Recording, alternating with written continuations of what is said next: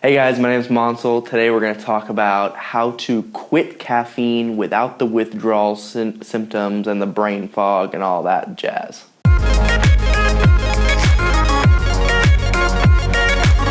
Alright guys, so a few weeks ago, actually it's a couple months now, I noticed that I was having a lot of health related problems and they weren't really all that relatable to one another. I had, my immune system was weak, and so I had warts on my feet.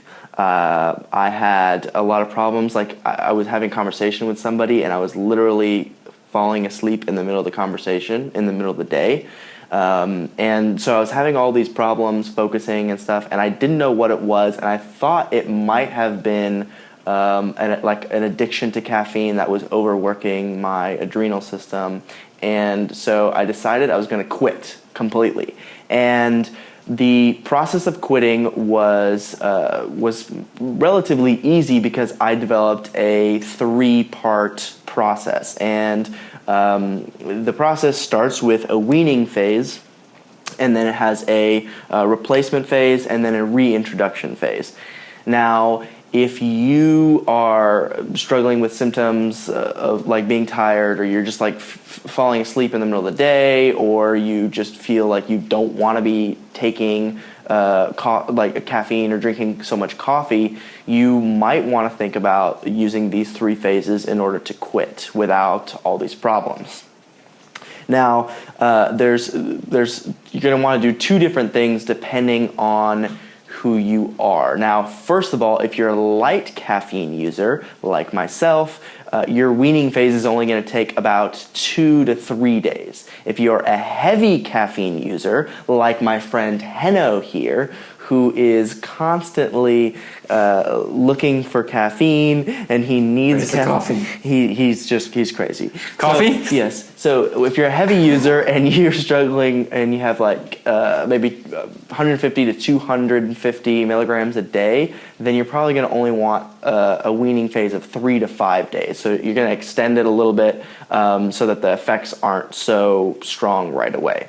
So basically, what you do during this weaning phase is you take a much smaller dosage of caffeine. Now, I preferably use like 80 milligrams because it's smaller than a single cup of coffee, but it's still enough to make sure your addiction and your withdrawal symptoms don't give you headaches and brain fog and stuff like that.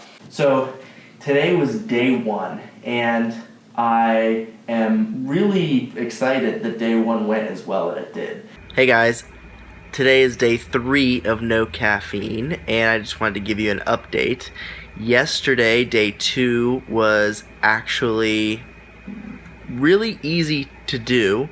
I didn't have much work to do, so my mental stimulation wasn't required, but I felt a lot more clear and clean-headed, but I did still feel like I was kind of drowsy a bit during the day. And today, the second day without caffeine, I woke up at 5:30 and got to work. I could feel that I wasn't as mentally sharp as I wanted to be in the morning, and it definitely took me a little bit of time before I could actually get in the groove, but eventually I did, and I didn't feel like crashing later on in the day so much. And I didn't use anything today, so I didn't use any oxirastam, any aniracetam, or any other nootropic today, but it was a slight challenge, but I suspect tomorrow will be a little bit easier. Hey guys, just wanted to make a quick video on days 3 and 4. So yesterday it was a little bit tricky to do the work that I needed to do again. It was Tuesday, which was the second work day without caffeine, and I didn't use anything yesterday and somehow made it through. I actually took a nap for the first time in a long time, and I know that this channel is mostly about nootropics, but if you want to wean yourself off of caffeine, a nap might be something that you can utilize as just a practice to help you out. So I took a 20-minute nap, and I felt miserable when I woke up, but when I started working, I could tell it was definitely a benefit for me to have taken the nap. It seems that my body has quickly adapted without caffeine, and I'm already more creative, lasting longer. So that's the first phase, and you're gonna want to make sure that you get, once you have the first weaning phase done, you have a strategic replacement phase.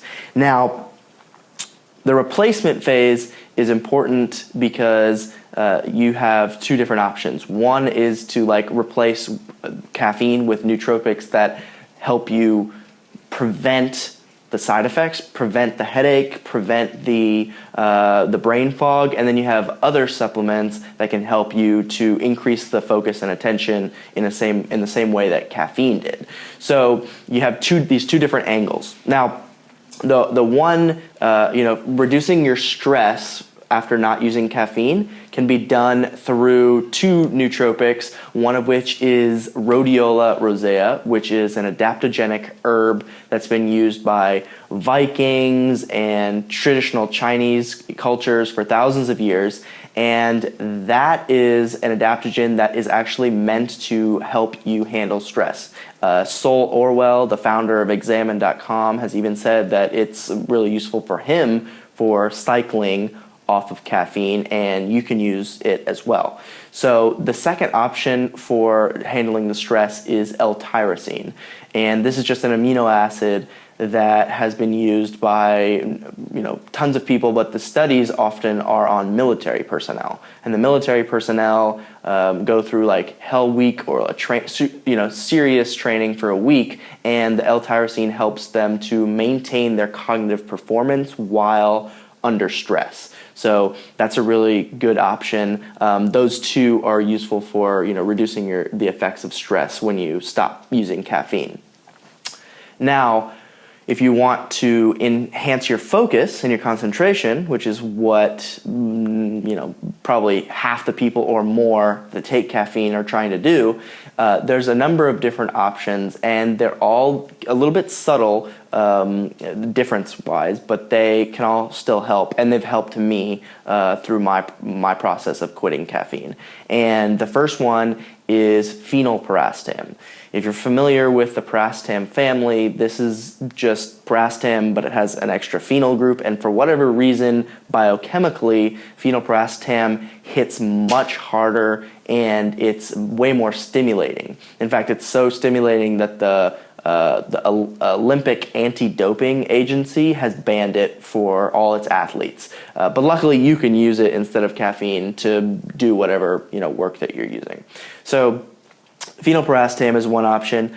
Some people, I haven't really had any good experience with it necessarily, but some people use Noopept as a replacement for caffeine as well, and that might be an option for you. Now, I want to talk briefly about modafinil, because for me, modafinil is actually stronger than caffeine, and it probably will be for you, but you have to keep in mind that modafinil side effects are similar as caffeine. So if you are feeling tired and your body is really stressed out, it doesn't make much sense to replace caffeine with modafinil, because in the brain, modafinil and caffeine are working with very similar parts of the brain, the dopaminergic and the adrenal systems. And so if you're overworking these with caffeine, you're probably also going to be overworking these with modafinil. So if you're going to use modafinil as a substitute, do it once every 7 to 10 days,